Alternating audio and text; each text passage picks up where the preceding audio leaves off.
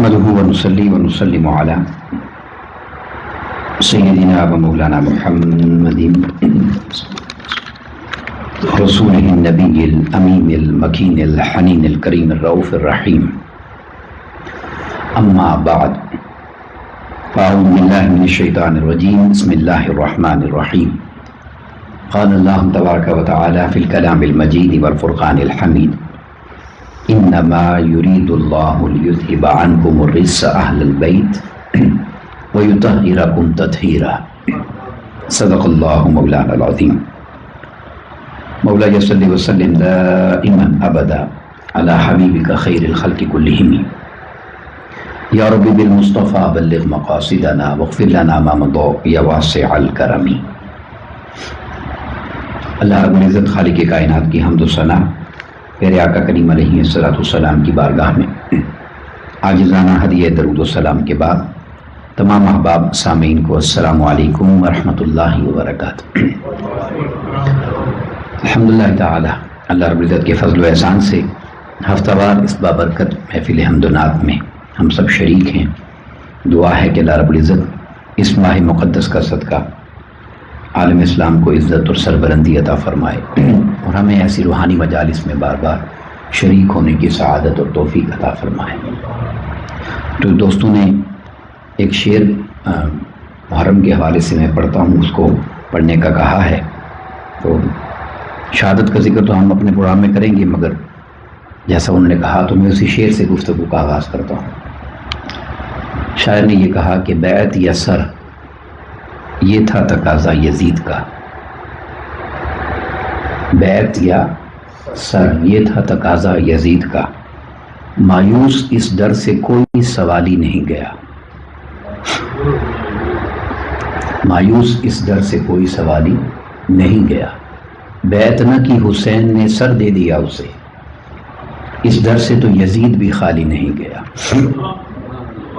تو امام علی مقام کی عظمت اور شان اور کی سخاوت کا کیا عالم ہے کہ غیر بھی یہاں سے خیرات پا کر جاتے ہیں۔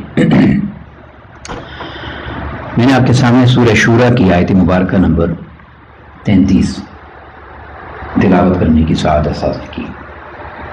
یہ سورہ نمبر بھی 33 ہے اور آیت مبارکہ نمبر بھی 33 ہے۔ میں آج جو گفتگو ہے وہ امام علی مقام کی عظمت کے حوالے سے چند ایک حدیث شیئر کروں گا، کیونکہ کل جمعہ کی نشست بھی ہے اور پھر ہم نے سنڈے کو انشاءاللہ شہادت کا ذکر بھی ہے۔ اس آیت کریمہ میں اللہ رب العزت نے جو ارشاد فرمایا ہے انما یرید اللہ لیذھب عنکم الرجس اہل البیت ویطہرکم تطہیرا، کہ بے شک اللہ رب العزت یہی چاہتا ہے، اس کا ارادہ یہ ہے کہ اے میرے محبوب صلی اللہ علیہ وسلم آپ کی اہل بیت سے ہر قسم کے گناہ کا میل، شک اور نقص کی گرد و غبار تک بھی اس کو دور کر دے اور آپ کو یعنی اہل بیت کو کامل طہارت سے نواز کر بالکل پاک اور صاف کر دے۔ اس آیت کریمہ میں ہر لفظ قابل توجہ ہے، مگر میں دو چار لفظ جو الفاظ ہیں ان پر آپ کی توجہ چاہتا ہوں۔ اسے اللہ رب العزت نے اس کلام کو، اس جملے کو کلمہ حصر سے شروع کیا، انما۔ یہ کلمہ حصر خاص کرنے کے لیے بھی آتا ہے، اور خاص کرنے کا مطلب یہ ہوتا ہے کہ ہر شک و شبہ کو ختم کیا جائے۔ خاص کا مطلب یہ ہے، یعنی آپ خاص کر کے پوائنٹ کر کے کسی چیز کو جب بیان کر دیتے ہیں نا کہ میں اس کی بات نہیں کر رہا، اس کی کر رہا ہوں، تو آپ ہر شک مٹاتے ہیں، ہر جو کسی کو ڈاؤٹ ہو سکتا ہے وہ دور کرتے ہیں اور خاص کر دیتے ہیں، نہیں صرف یہ۔ تو اب سمجھنے والی بات یہ ہے کہ اللہ کو یا اللہ کے کلام کو تو کسی شک کو دور کرنے کی حاجت نہیں ہے، کیونکہ وہ تو ذالک الکتاب لا ریب فیہ ہے۔ تو یہ جو کلمہ حصر ہے، یہ جو شک دور کیا جا رہا ہے، خاص کیا جا رہا ہے، یہ کس کے لیے ہے؟ تو یہ ہم لوگوں کے لیے ہے کہ ہمارے اذہان میں، قلوب میں، علم میں، سوچ میں، فکر میں جہاں کہیں نقص آ جائے، شک بڑھ جائے، اس نقص اور شک کو دور کرنے کے لیے یہ کہا جا رہا ہے خبردار کبھی گمان بھی مت کرنا اس بات کو. میں کلمہ حسر کے ساتھ یہ بات کہہ رہا ہوں کہ بے شک ایک لفظ یہ ہے، اور دوسرا اللہ رب العزت نے جو فرمایا یرید اللہ، یہ بڑا قابل توجہ ہے مضمون. یرید میں ارادہ کا ذکر ہے. ترجمہ اس کا یہ کیا جاتا ہے، اب اردو زبان میں بنتا یہ ہے نا کہ اللہ چاہتا ہے. چاہنے کے لیے لفظ قرآن مجید میں شاء آتا ہے، جیسے ہم کہتے ہیں نا انشاءاللہ، اگر اللہ نے چاہا. قرآن پاک میں جگہ جگہ یشاء یشاء شاء آپ کو یہ لفظ ملیں گے. تو یہاں اگر اس کی چاہت کی بات ہوتی تو وہ یرید نہ کہتا. یہاں بات اس کی چاہت کی نہیں ہے، کیونکہ جب چاہت کی بات ہوتی ہے تو وہ پھر گارنٹی نہیں ہوتی کہ ایسا ہے، مطلب ہے وہ چاہتا ہے ایسا ہو جائے. مگر جب بات یرید اور ارادے کی ہے تو قرآن مجید اس پر گواہ ہے کہ جب اللہ تبارک و تعالیٰ اپنی ذات کی طرف لفظ ارادہ کی نسبت کرتا ہے تو پھر اس کا مطلب یہ چاہت نہیں رہتا، پھر وہ گارنٹی ہوتی ہے کہ یہ کام ہو گیا ہے. گارنٹی ہوتی ہے. کیسے؟ معروف آیت آپ سب جانتے ہیں، اللہ رب العزت نے فرمایا انما امرہ اذا اراد شیئا. اللہ رب العزت جب کسی امر کا ارادہ فرماتا ہے، کوئی کام اس نے کرنا ہوتا ہے، تو فرمایا اس کے ارادے کو ایسے نہ سمجھو کہ وہ معاذ اللہ وہ کام ہو سکے گا یا نہیں. بس اس کی شان یہ ہے کہ صرف کن کہتا ہے، فیکون، وہ کام ہو جاتا ہے. تو رب کائنات نے فرمایا کلمہ حسر بھی تمہیں دے رہا ہوں اور پھر اپنا ارادہ بتا رہا ہوں کہ ہر شک کو دور کرو، نکالو ہر کمزوری کو، نقص کو اپنے ذہنوں سے، اپنے قلوب سے، اور پکی بات سمجھ لو کہ میں نے یہ کام کر دیا ہے. کیا؟ کہ میں نے ہر رجس کو اپنے محبوب پاک کے خانوادے سے دور کر دیا ہے. رجس، اب رجس میں کیا آتا ہے؟ اگر اس کی ڈیٹیل میں ایک لفظ دینا چاہوں جو آپ اچھی طرح سمجھ جائیں تو ہر نازیبہ شے، ناپاک پلید گندہ جو بھی نازیبہ چیز ہے، شے ہے، اس کے لیے فرمایا. نہیں، ایسا نہیں، کوئی نازیبہ چیز اور شے جو ہے وہ میرے محبوب پاک کے خانوادے کے قریب آ ہی نہیں سکتی.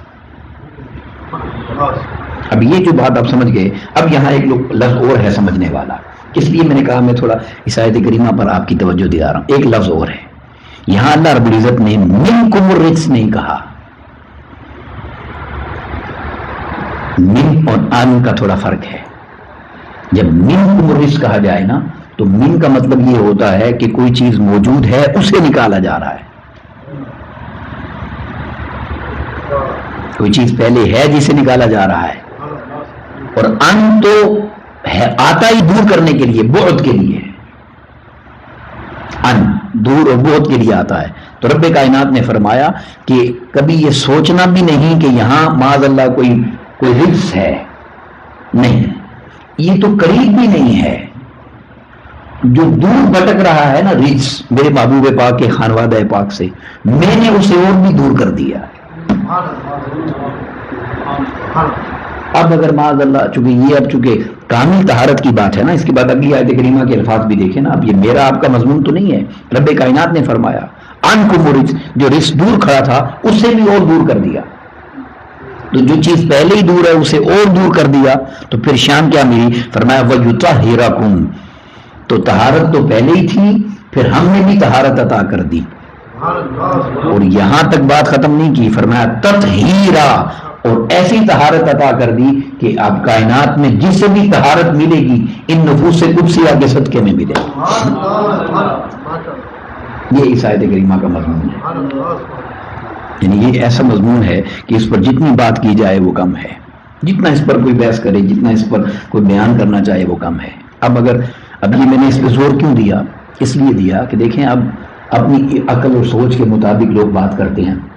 تو آج کوئی ان نفوس قدسیہ کی بات کر کے معاذ اللہ ان کی طرف خطا کی نسبت کرے یا نسیان کی بات کرے، تو وہ جو بھی بات کر رہا ہے، جب اللہ رب العزت فرما رہا ہے کہ کوئی نقص، کوئی کمی، کوئی کجی، کوئی کمزوری میں نے قریب ہی نہیں پٹکنے دی، تو اب اگر کوئی ان کی بات کر کے معاذ اللہ نقص اور کمزوری کی بات کرتا ہے تو وہ اپنی کمزوری کا اعلان کرتا ہے.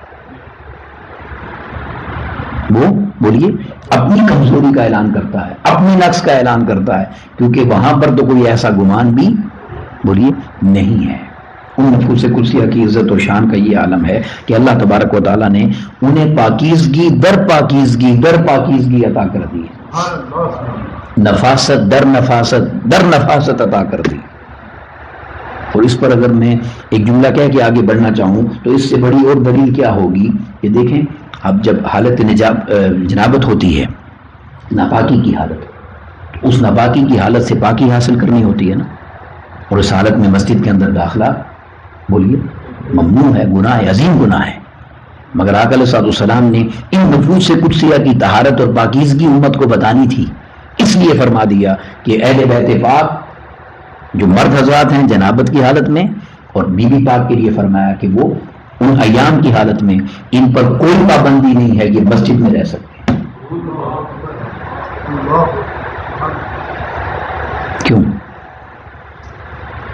تاکہ یہ کر دے, یہ مضمون ہی آقا علیہ السلام نے کلیئر کر دیا کہ تم کس رزق کی بات کرتے ہو, تم کس معاذ اللہ گندگی غلاظت کی بات کرتے ہو. انہیں تو رب کائنات نے ایسی طہارت اور نفاست عطا کر دی ہے کہ کائنات میں جسے طہارت ملتی ہے وہ انہیں کے صدقے سے ملتی ہے. اور یہاں میں پچھلے میں نے محرم میں یہ ذکر کیا تھا, صرف سمجھانے کے لیے وہ جملہ کیا کہ آگے بڑھنا چاہتا ہوں, اور وہ جملہ یہ ہے کہ آپ دیکھیں اللہ رب العزت نے یہ آقا علیہ السلام کے گھر کی بات کی ہے نا, اہل البیت گھر والے, آقا علیہ السلام کے خاندان کی بات, گھر کی بات ہے.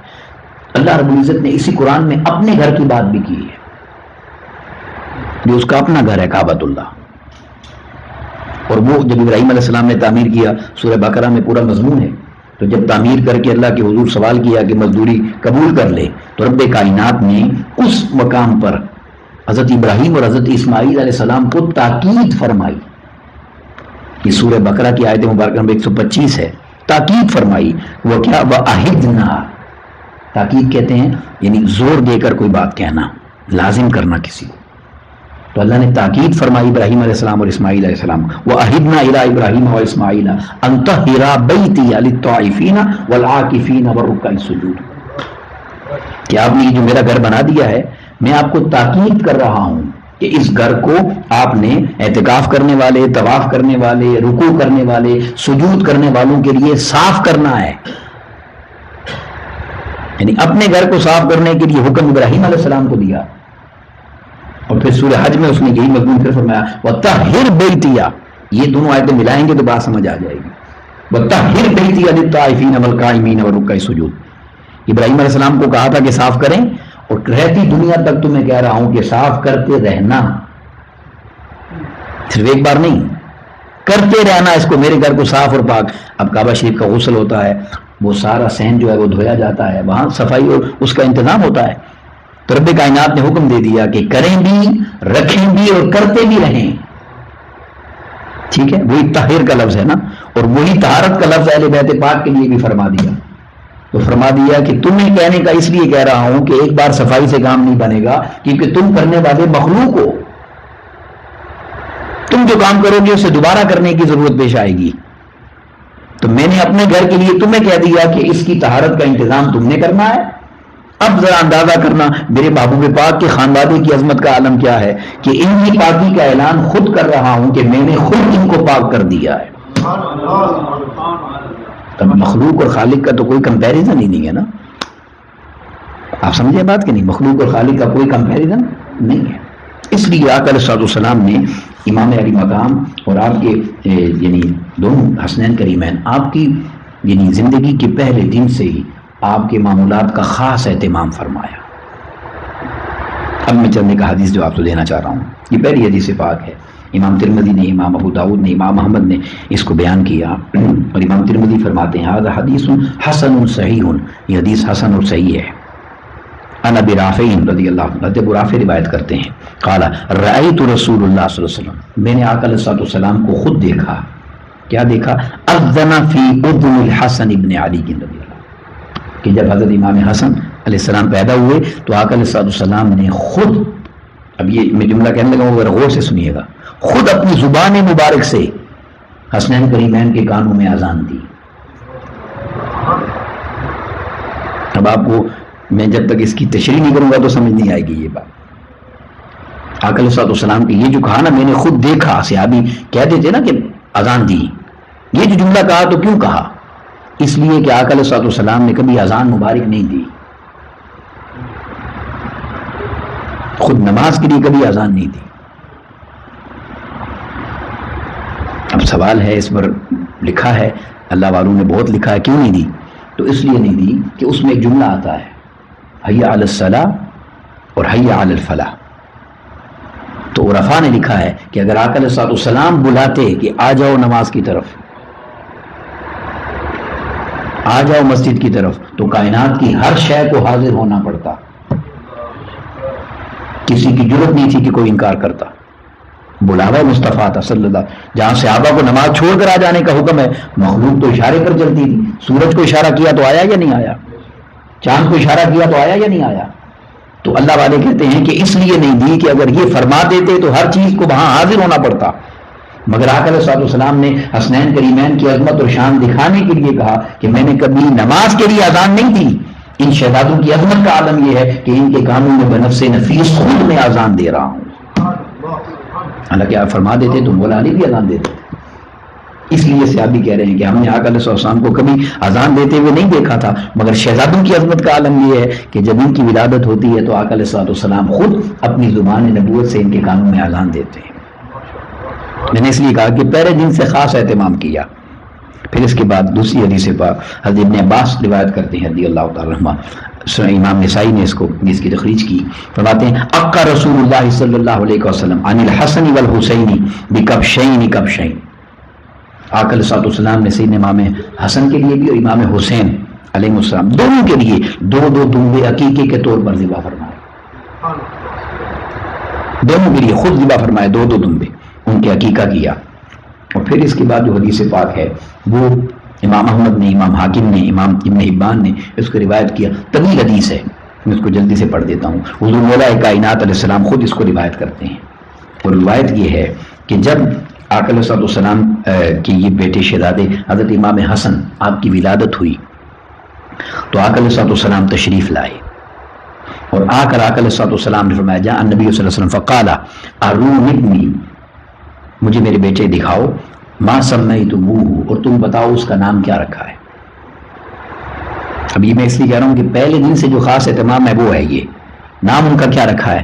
کالا، مولا علی کہتے ہیں قلت، میں نے یہ کہا سمیتہ حربا، اے میرے آقا میں نے ان کا نام حرب رکھا ہے. یہ امام حسن پیدا ہوئے. فقال، آقا علیہ السلام نے فرمایا بل ہوا حسن، نہیں حرب نہیں، اس کا نام حسن ہوگا. آقا علیہ السلام نے خود رکھا. پھر فرماتے ہیں کہ جب امام حسین پیدا ہوئے پھر آقا علیہ السلام تشریف لائے، اور آقا علیہ السلام نے فرمایا مجھے میرا بیٹا دکھاؤ جو پیدا ہوئے تھے، اور ساتھ ہی کہا کہ بتاؤ ما سمیتموہ، کیا نام رکھا ہے. مولا علی نے پھر یہ گزارش کی سمیتہ حربا، اے میرے آقا میں نے اس کا نام حرب رکھا ہے. تو آقا علیہ السلام نے فرمایا بل ہوا حسین، نہیں اس کا نام حسن نہیں ہے، حرب نہیں ہے، اس کا نام حسین ہے. پھر فرماتے ہیں کہ جب تیسرا بیٹا ہمارا پیدا ہوا آقا علیہ السلام تشریف لائے، پھر وہی کہا مجھے میرا بیٹا دکھاؤ، بتاؤ کیا نام رکھا ہے. عرض کرتے ہیں میں نے پھر یہ کہا سمیتہ حربا، اے میرے آقا میں نے اس کا نام حرب رکھا ہے. تو آقا علیہ السلام نے فرمایا بل ہوا محسن، نہیں اس کا نام محسن ہے، یہ حرب نہیں ہے. حسن حسین اور محسن. اور پھر آقا علیہ السلام نے فرمایا، یہ دیکھیے جملہ سننے والا ہے، آقا علیہ السلام نے فرمایا انما سمیتہم، تم جانتے ہو میں نے یہ نام انہیں کیوں دیے ہیں؟ تم نے تینوں بار حرب نام رکھا، پھر میں نے حسن کہا، حسین کہا، محسن کہا. میں نے کیوں کہا؟ فرمایا اس لیے کہ میں نے یہ نام رکھے ہیں بسم ولد ہارون، میں نے ہارون علیہ السلام کے بچوں کی نسبت سے یہ نام رکھے ہیں. ان کے نام کیا تھے؟ شبرا و شبیرا و مشبر، یہ ان کے جو نام تھے ان ناموں پر میں نے یہ نام رکھے ہیں. تو تینوں نام آقا علیہ السلام نے خود عطا فرمائے، حسن، حسین اور پھر محسن. پھر اس کے بعد آقا علیہ السلام کی یعنی بارگاہ میں اور آقا علیہ السلام کی جو آپ کے ساتھ خاص تعلق ہے، اس میں وہ روایت جو بیان کی جاتی ہے اکثر، اس کو میں آج آپ کے سامنے پوری روایت پیش کرنا چاہتا ہوں۔ دوران نماز شہزادگان کا جو آپ کے مبارک کندھوں پر تشریف لے آنا، جلوہ افروز ہو جانا۔ اب یہ بات پہلے سمجھ لیں، حدیث میں یہ لفظ آ جائیں گے، وہ آقا علیہ الصلوۃ والسلام اگر اپنی نماز خود پڑھ رہے ہوں، کوئی نفل ادا کر رہے ہوں تو بات اور ہے۔ آقا علیہ الصلوۃ والسلام صحابہ کو جماعت کروا رہے تھے، عشاء کی نماز تھی، جماعت کروا رہے تھے۔ اور اس حدیث پاک کو حضرت عبداللہ بن شداد رضی اللہ تعالیٰ اپنے والد گرامی شداد بن ہاد سے روایت کرتے ہیں۔ آپ روایت کرتے ہیں اور کہتے ہیں کہ خرج علینا رسول اللہ صلی اللہ علیہ وسلم فی احدى صلوات العشاء، ایک دن آقا علیہ السلام عشاء کی نماز پڑھانے کے لیے ہمارے پاس تشریف لائے، وہ حامل، اور انہوں نے اٹھایا ہوا تھا حسنا اور حسینا، یا امام حسن کو اٹھایا ہوا تھا یا امام حسین کو اٹھایا ہوا تھا۔ فتقدم رسول اللہ صلی اللہ علیہ وسلم، جب آقا علیہ السلام تشریف لائے، فودعہ، ان کو زمین پر بٹھایا، ثم کبر للصلاۃ فصلی، پھر تکبیر فرمائی اور نماز شروع کروا دی آقا علیہ السلام نے۔ پھر فرماتے ہیں فسجد بین ظہرانی صلاتہ سجدۃ اطالہا، اور نماز پڑھاتے پڑھاتے جب آقا علیہ السلام سجدے میں گئے تو آپ نے سجدہ طویل کر دیا، سجدہ لمبا ہو گیا۔ قال ابی، تو حضرت عبداللہ بن شداد کہتے ہیں کہ میرے والد گرامی نے یہ کہا کہ اب انہوں نے دیکھا کہ سجدہ لمبا ہو گیا ہے نماز کے دوران، فرفعت رأسی، کہتے ہیں میرے والد گرامی کہتے ہیں کہ میں نے سر اٹھایا، دیکھوں تو صحیح معاملہ کیا ہے، دیکھنے کے لیے سر اٹھایا تو میں نے کہتے ہیں میں نے دیکھا وَإِذَا الصَّبِيُّ عَلَى ظَهْرِ رسول اللہ صلی اللہ علیہ وسلم، میں نے دیکھا کہ شہزادہ آقا علیہ السلام کی پشت مبارک پر بیٹھا ہوا ہے۔ جیسے سجدے میں جائیں تو بچہ پیچھے ایسے آ جاتا ہے نا، بچہ پیچھے بیٹھا ہوا ہے، وَهُوَ سَاجِدٌ، اور آقا علیہ السلام سجدے میں۔ فرجعت الى سجودی، تو کہتے ہیں پھر میں بھی اپنے سجدے میں پلٹ گیا، واپس میں بھی سجدے میں چلا گیا۔ اب اگلے الفاظ ذریعے فلما قضا رسول اللہ صلی اللہ علیہ وسلم الصلاۃ، جب آقا علیہ السلام نے نماز مکمل کر لی، قال الناس، لوگوں نے کہا یا رسول اللہ، اے آقا، انکا، بے شک ہم نے دیکھا کہ آپ نے سجدت بین ظہرانی صلاتک سجدۃ اطلتھا، آپ نے آج نماز کے دوران بڑا ہی لمبا سجدہ کر دیا۔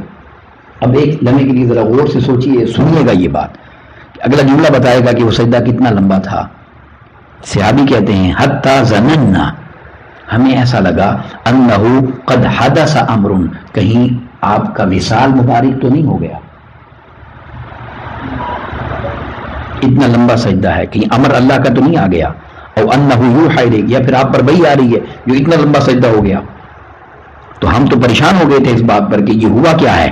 اب آقا علیہ السلام نے فرمایا قالا، نہیں ایسا نہیں ہے، ذالک لمن یکن، ایسا نہیں ہوا، بلاکن نبنی ارتحلنی، میرا بیٹا میری پشت پر آ کے بیٹھ گیا تھا، فکرہت، تو مجھے اس بات سے کراہت ہوئی، یعنی مجھے یہ بات پسند نہ آئی، ان اعجلہ، کہ میں جلدی کروں، یعنی اٹھ جاؤں اور اس کو اٹھا دوں، یا اس کی مجھے یہ بات پسند نہ آئی کہ میں جلدی کروں، حتی یقضی حاجتہ، اس لیے میں سجدے میں رہا جب تک اس نے اپنی حاجت خود پوری نہیں کر لی،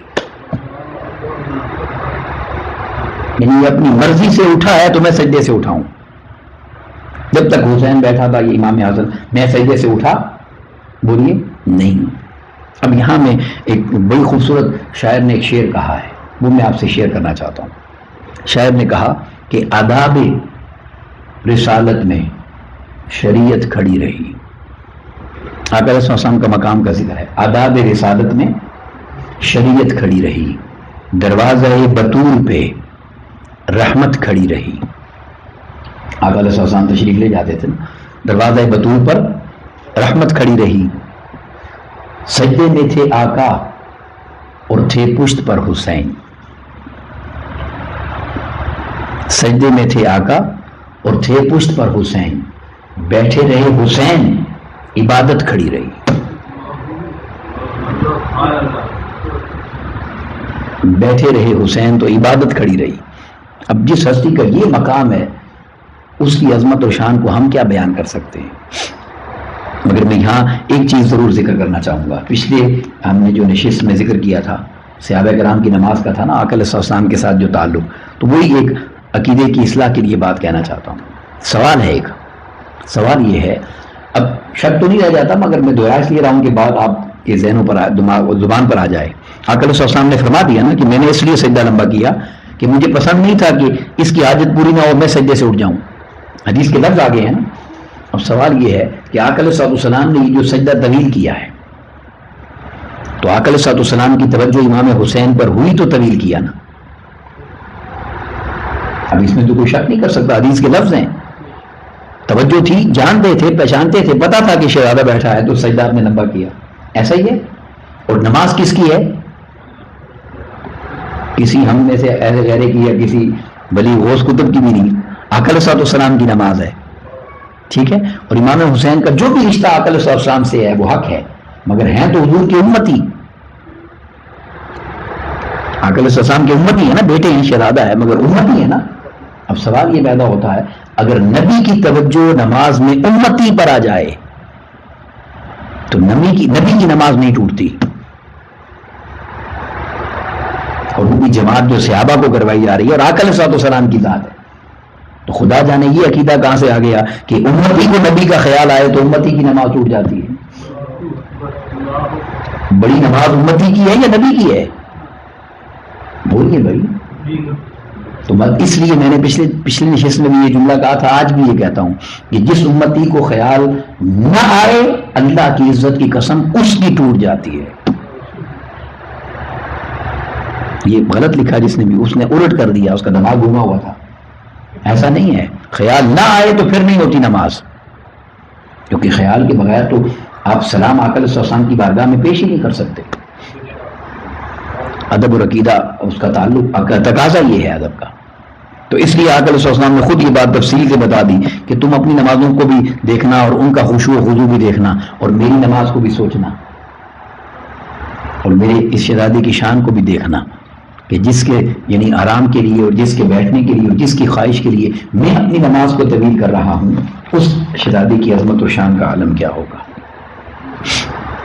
اور بعض لوگوں نے یہ بات لکھی، میں نے پڑھی تو نہیں، کہیں سنی ہے، محبت کی بات ہے اس لیے میں شیئر کر دیتا ہوں. بعض لوگوں نے یہ کہا کہ آقا علیہ السلام نے اتنا سجدہ طویل ہوا کہ جتنی دیر میں 72 تسبیحات کہی جا سکتی ہیں.